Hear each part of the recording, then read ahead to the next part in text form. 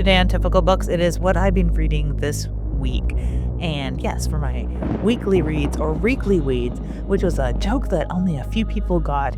So yeah, I'm not going to try and play word games with weekly weeds anymore. But my weekly weeds this week were, of course, The Summer I Died by Ryan C. Thomas. I read it all in one day. Like, wow, what is that? So I really want to stay on that trend. Once I decided to pick back up with the Extreme Horror Lit Starter Pack, I got very excited with that particular book. So I've got another Christopher Triana on the list. We'll get to that in a second. But more reading books rapid fire to come, because I mean, I am one of those readers who can devour a book in a day and can devour like a normal sized hardcover book in 2 days. I just let other stuff get in the way all the time. But yeah, so I read all of The Summer I Die by Ryan C. Thomas, and I talked more about it in the previous video. I want maybe to do a standalone review about it, but as usual, I'm always torn. I have to be really excited about something to do a standalone review, so we will see, because I have a feeling that there's going to be one coming up for the Riley Sager book that I'm reading right now. But I did read Eternal Flower of Your Soul by Klaus Kinyon. Klaus is the person who contributed the Extreme Horror Lit Starter Pack on Reddit, and just a very cool person, and now a debut novella.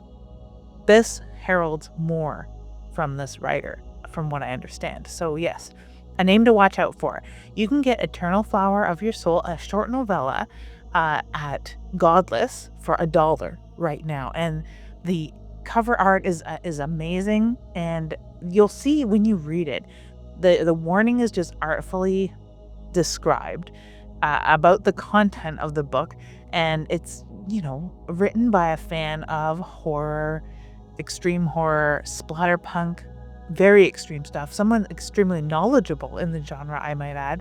So the content warning doesn't pussyfoot around and makes a really good point about what you're in for. And I think that the Friends Don't Let Friends Use AI is cool, because this is a cover that they designed themselves. So yeah, thank you so much, Klaus, for sending that along, because that book helped me spark my interest back into reading the list you concocted for extreme horror. So I've got another on the way.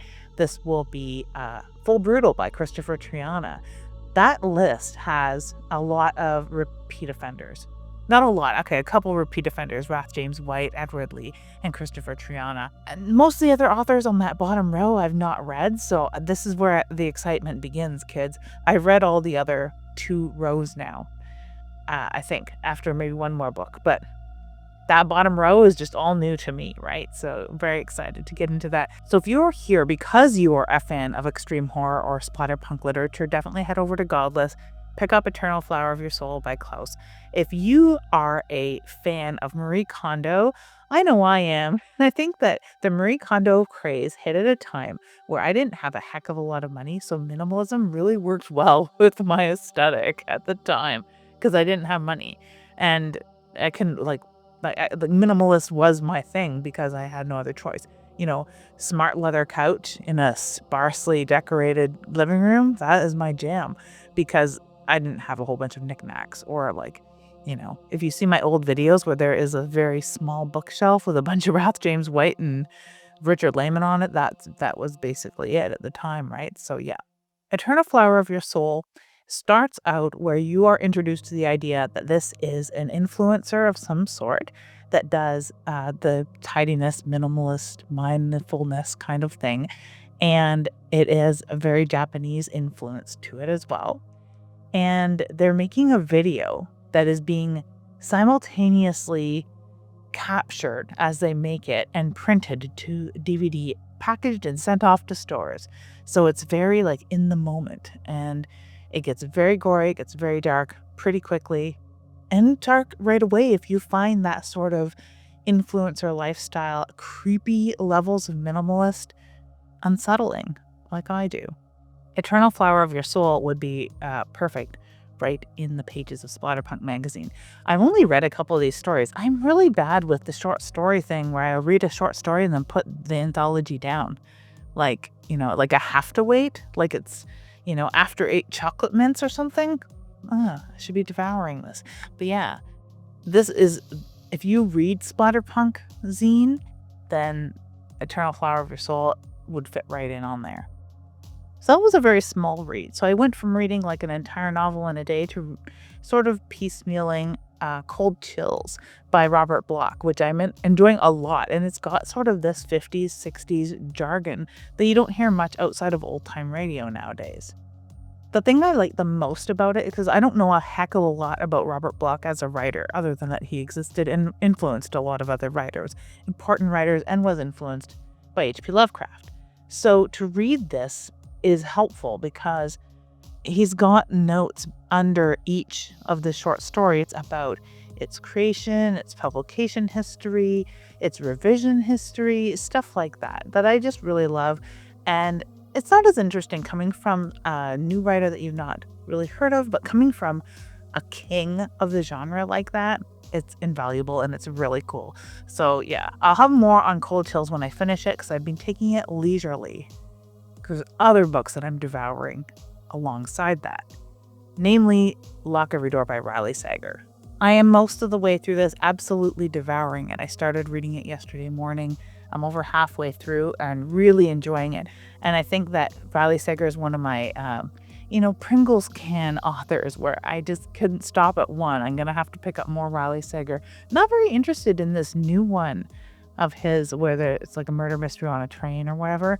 But yeah, I'm going to keep my eye out for the darker ones. I want to get House Across the Lake quite bad, written during the pandemic and really influenced by the pandemic, I believe. So yeah, very interested in that because it's cottage country too, right? And that's sort of where I grew up, at cottage country adjacent.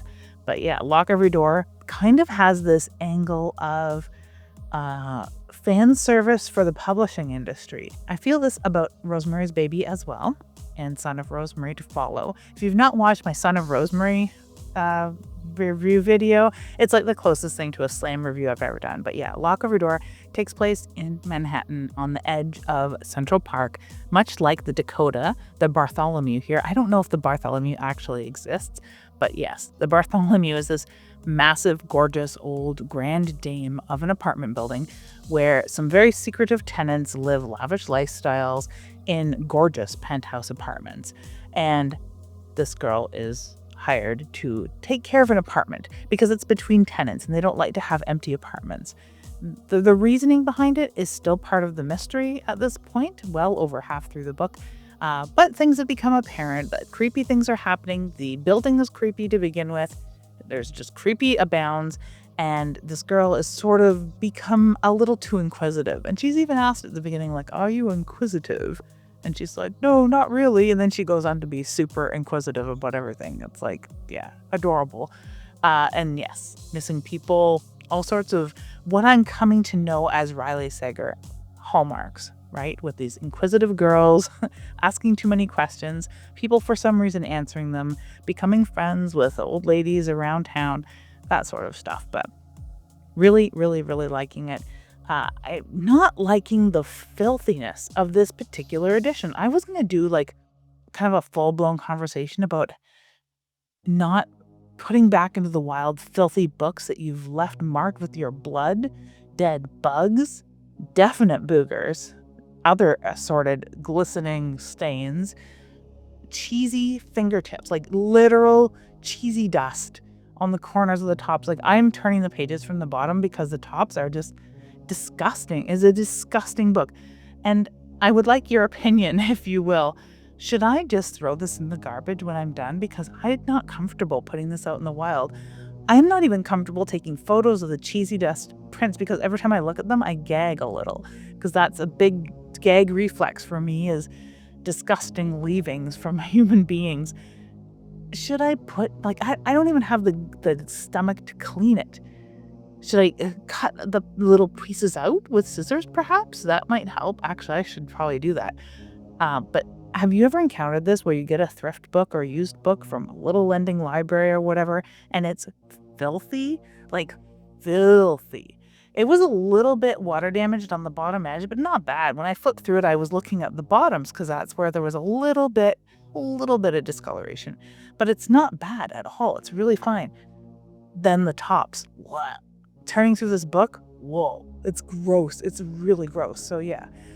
Any ideas on what I should do with this book when I'm done reading it? I would be very comfortable setting it on fire.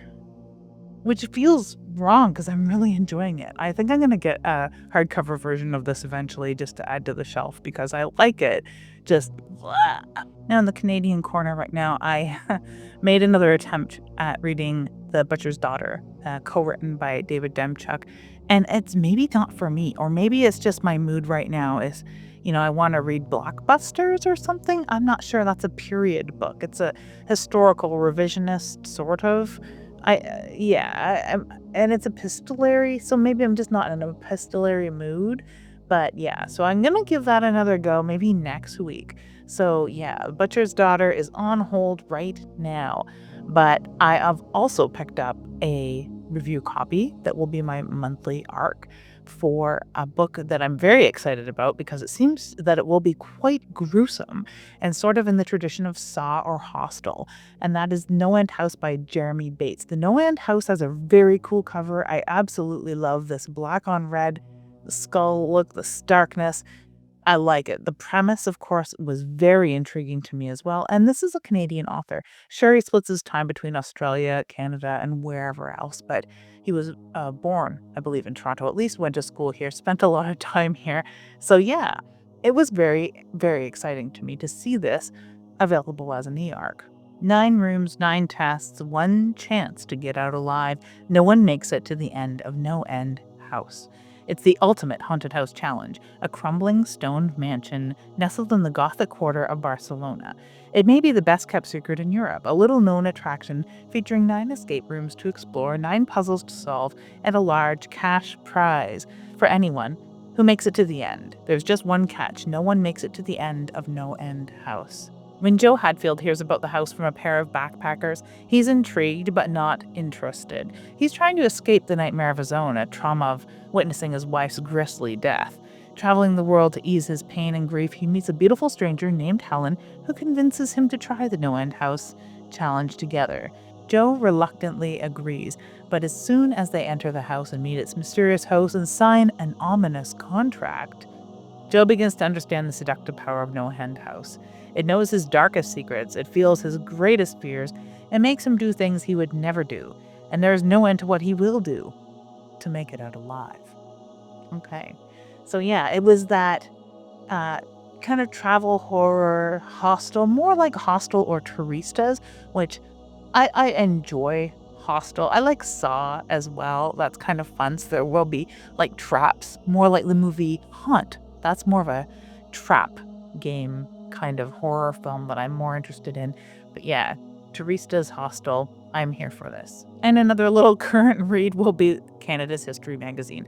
I decided to try and subscribe to this for a year and see how I felt because it used to be known as The Beaver. This is our historical magazine. It's been around for a very long time, not quite as long as something like National Geographic. My parents used to get Equinox magazine, but this has been around since 1920, and this is sort of like the hands-off Canada edition, so it'll be a good read. But they do talk about books. There is a book section, and if you were duped by an AI list of books recently that's making the rounds in the news, try something a little more local. Definitely going for print periodicals. Like look at the Ninth Circle portion of Rue Morgue magazine if you want some really cool summer reads. There's some summer reads suggested in here, and one of them that caught my eye is a book I recently bought my dad. Dangerous Memory: Coming of Age in the Decade of Greed by Charlie Angus.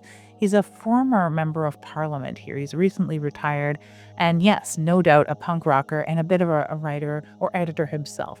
He is in the band, or fronts the band, Grievous Angels, and I believe the name of the mining and Northern Ontario magazine was called High Grader, but I know that's also a magazine that has to do with smoking marijuana. I think. I'm positive it is. But yeah, really cool gentleman, very cool list of books. So if you're interested in Canadiana at all, definitely pick out the most recent issue of Canada's History magazine. If you like horror in general, and you want a Canadian angle, pick up Roomward magazine because the books section has expanded a heck of a lot.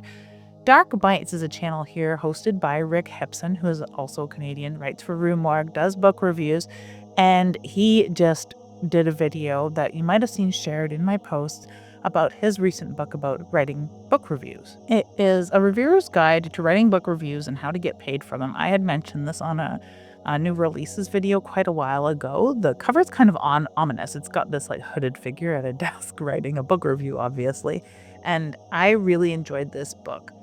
The how to get paid for them portion is maybe not as applicable to me because I really I put a lot of my book reviews on typicalbooks.com. I use them here as my videos.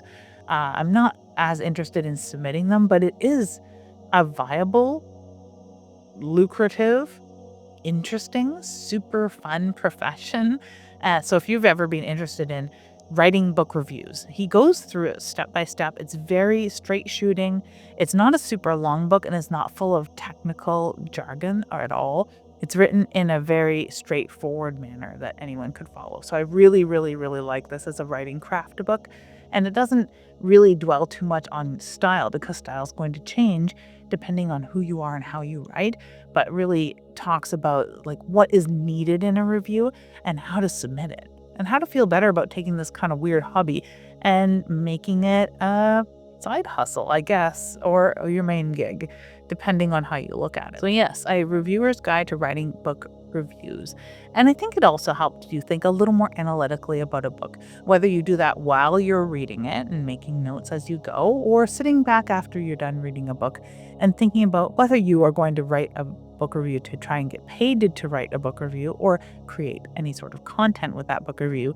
I think it helps, especially if you're not part of like a book club or a reading group or discuss these books with other people.